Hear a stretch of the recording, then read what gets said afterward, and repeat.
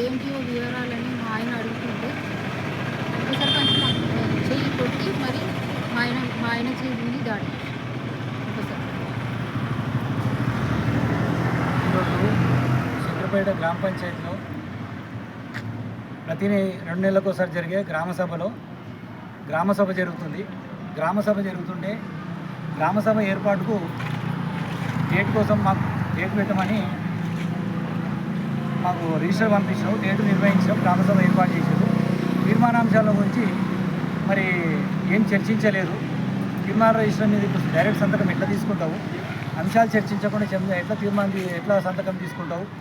అలాగే పోయినసారి గ్రామసభ జరిగిన తీర్మానాల మీద అవి ఎక్కడనో ఎవరో చెప్పిన తీర్మానాలు మాకు చెప్పకుండా ఆయన సొంతగా రాసి అవి సంతకం పెట్టమంటే ఆయన సంతకం పెట్టలేదు. పోయినసారి రిజిస్టర్ మీద ఎందుకు ఇప్పుడు సంతకం అడుగుతున్నావు, మరి అప్పుడెందుకు తీసుకోలేదు, ఈడ గ్రామసభలో పోయినసారి తీర్మానాలను ఇప్పుడెందుకు సంతకం పెట్టుకుంటామని ఆమె క్వశ్చన్ చేసింది. నేను కూడా క్వశ్చన్ చేసిన, ఇప్పుడెందుకు చెప్పినట్టు అది ఏమంటే ఆఫీసులో అడగాలి, ఇంటికాడ అడగాలి, తీర్మానం రిజిస్టర్ ఇక్కడ తీసుకోండి, ఈ గ్రామసభ తీర్మానం సంతకం ఇప్పుడు తీసుకోవాలి.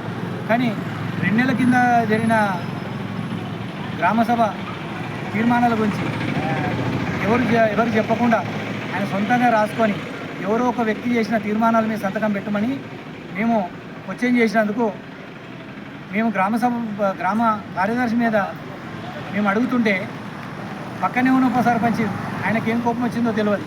ఆయన లేచి వచ్చి మా భార్య మీద కొట్టి నా మీద గ్రామ ప్రజలందరి ముందు నాకు వచ్చి నా చేయబట్టుకుంటే నన్ను ఈడ్చుకుంటూ పోయే ప్రయత్నం చేసిండు. ఆల్రెడీ 2 సార్లు ఈడ్చుకుంటూ పోయిండు. కాబట్టి పోలీసులు ఇకనైనా ఆయన మీద కఠిన చర్య తీసుకొని, ఇది ఒక్కసారి కాదు, గతంలో ఫిబ్రవరిలో ఇట్లా జరిగింది. ఫిబ్రవరి ఆ మీద పోతే మేము ఆల్రెడీ ధర్నా చేస్తే మళ్ళీ నెల మీటింగ్లో నువ్వు ఎట్లా ధర్నా చేస్తావు, నువ్వు ఎట్లా బయట కూర్చుంటావు, నేను ఆమెతో కూర్చుంటే ఎవరితోనే రౌతో నేను కూర్చుంటావు అని ఆమెని విపరీతంగా మళ్ళీ మార్చిలో కూడా ఆయన ఆమెని విపరీతంగా వేదనకు గుర్తు చేస్తున్నాడు.